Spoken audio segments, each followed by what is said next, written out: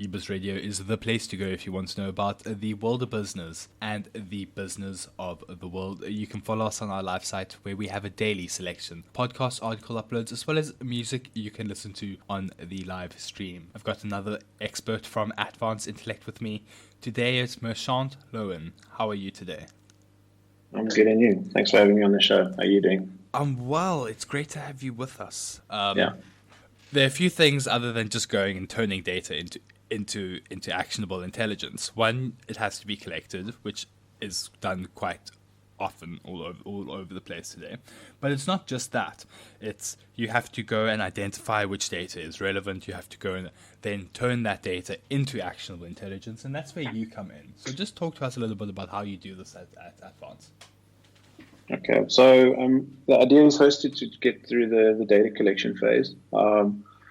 So ideally, we'll identify where we'll get this data from, and then once we've identified it and we started collecting in the data, we then move into sort of a data access where we make sure that the data can be shared and you can actually see it and access that data, so you can actually move on and start doing some sort of reporting on that data, possibly alerting. That's pretty basic stuff. The reporting and alerting aspect of that kind of data. Lots of businesses have been doing reporting on data that they've seen, and it's not a new thing. But what's really cool is moving from that reporting and alerting phase into an analysis and really start to deep dive in your data, and start seeing things that you've never really seen before. So just to give outsiders some perspective here. Often what happens with companies where they decide to take a data initiative is two things happen. One, they don't have the internal expertise to analyze it, as you've brought up. Another major thing is they get completely overwhelmed by the sheer amount of data that gets collected. And really, it's from those two issues that come up with the data that you see the initiatives falling apart, and why often outside help is needed. Yeah, I was going to say that companies that embark on these data initiatives, but I think also one of the issues is that they just buy a tool. Be it what we do is Splunk, which we've partnered with, and there's other tools out there, and they really expect just the tool to do all the work for them, and that's I think where they get it wrong as well.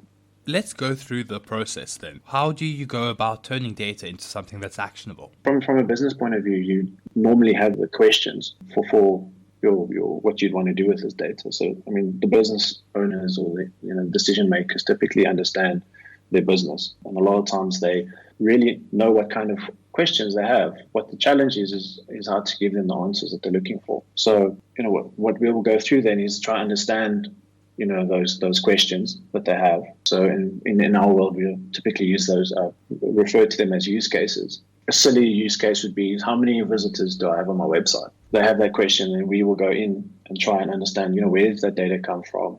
How are we going to bring it in? And then obviously try and turn it into some sort of actionable data where you can now see what's happening on, say, your website, for example, and then you can turn that into some sort of actionable, You've got a marketing campaign that you're running on different platforms, social media platforms, and you want to see if your website hits are actually increasing. Yes, there's other tools out there, but this is just obviously one of the examples I'm using. Just something else to bring up is it's not always about sales in regards to data. Companies can collect data for a myriad of different reasons. It could be on their consumers, which it probably is in most cases, but it could also be on their competitors. It could be on their internal structure that you can do with data, and there are many different ways that you can approach it. Yeah, for sure. I think also what you'll find is that you can reuse data for different types of use cases. In a traditional IT, there'll be operational use cases out of data that you're seeing, and then there might actually be security related use cases out of that same data. You can.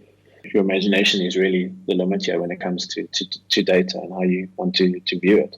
I want to know, does your approach that you take with companies change according to the level of data, I want to call it data knowledge or IT knowledge within your customers? Do you have to hold their hand sometimes, whilst with others you don't have to? I think for the most part of most of our initiatives, we've got to hold their hands, a lot of the times. I think, to your point earlier is skills is really a problem, right? And from most of the customers, we kind of have to guide them through the whole process from beginning right to the end. Yeah, I have to be honest. I'm one of the plebs when it comes to data.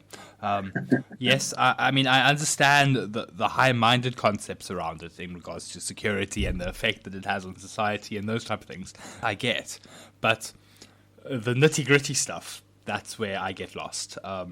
So maybe I should come for a tutorial course with you guys one day. No, definitely you should. I think you'll be surprised how easy it can be, once you've applied your mind to it. I think a lot of times, especially with data, it can be quite a daunting task to get into. But once you really start, looking at the data, it actually, makes a lot of sense. And I came across the term structured data and unstructured data. Can you just explain those to me? Yeah, so structured data is typically something that is sitting in a database, a SQL database, MySQL, that kind of stuff. It's really organized or highly organized, and it's formatted into some easily readable way. So, an example of that would be a SQL database. Moving on to unstructured data, there's no format. It's not organized in any kind of way. It's really messy, and it can be quite difficult to collect and process that. And that's kind of one of the things that Splunk does really well is unstructured data. Moving into that's kind of where their strong point is. And I've come across reading up on big data type scientific projects where they actually use Splunk to bring in that that unstructured data so that they can actually structure it into a way that they can use it into their models. How else can data affect a company? Because I was giving earlier examples about operations and revenues and sales and those type of things.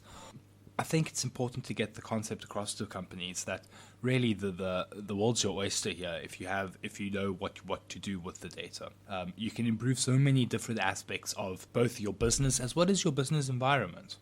It really is quite unbelievable when you actually think about it. I think with regards to how it affects a business, it's in different ways when it comes to data. If you've got a security point of view to a business, then that could be data breaches, security related type stuff. And when you bring in data, you can highlight those findings when you start analyzing the data that you bring in.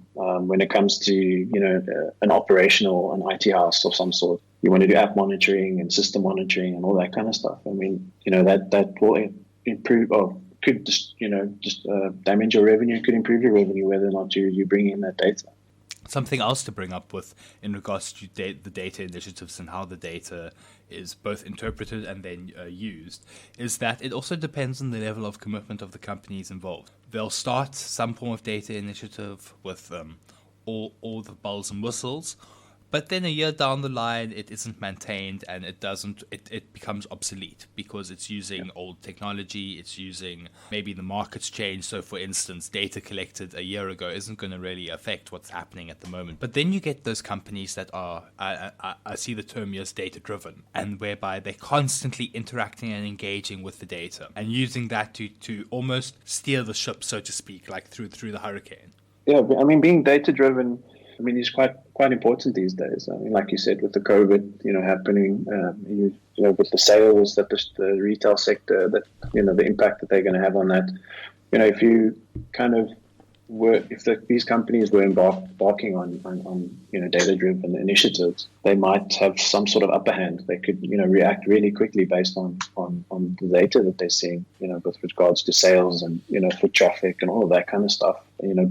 Almost in real time, as opposed to in the past, a lot of these companies would get a data initiative of some sorts to try and determine how many people are coming into a shop or, with sales, that kind of stuff. And and those kind of old school ways of doing it, so it takes very long for those reports to actually come out and actually show you something.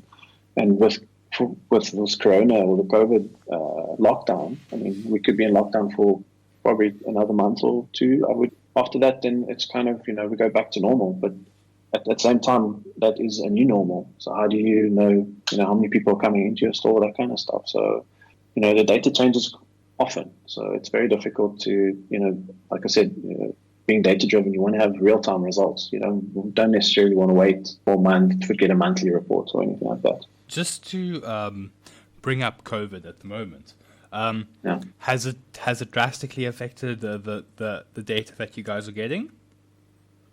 I think it's just a different point of view with data.